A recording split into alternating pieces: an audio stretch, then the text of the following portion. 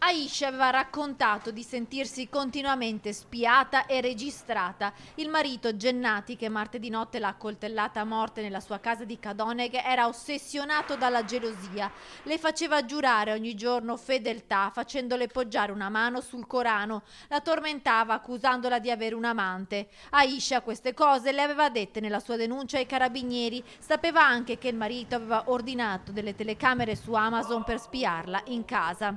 Alla denuncia fatta ad inizio ottobre però non era seguito alcun provvedimento da parte del magistrato, nonostante i carabinieri avessero chiesto per lui la misura cautelare dell'allontanamento dalla casa di famiglia.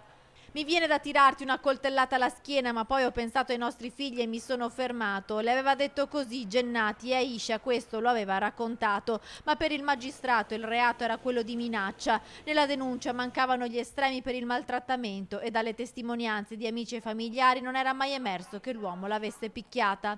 Aisha era dunque tornata a casa e aveva anche ritirato la denuncia, aveva interrotto il percorso intrapreso con il Centro Veneto Progetti Donna. Il secondo colloquio non è potuta avvenire per un impedimento logistico, ma che voleva in qualche modo intraprendere un percorso con noi.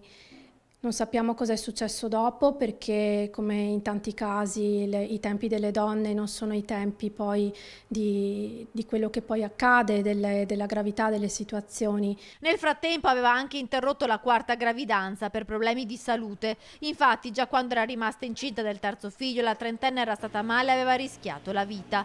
Per il marito, però, l'aborto significava la conferma che la moglie avesse un amante e continuava a vessarla. Una vita da incubo che si è conclusa nel peggiore dei modi. Aisha è morta coltellata al petto, forse mentre stava dormendo, e ora, mentre Gennati è in carcere con l'accusa di omicidio, ci sono 3 bambini che si ritrovano soli e senza la loro mamma.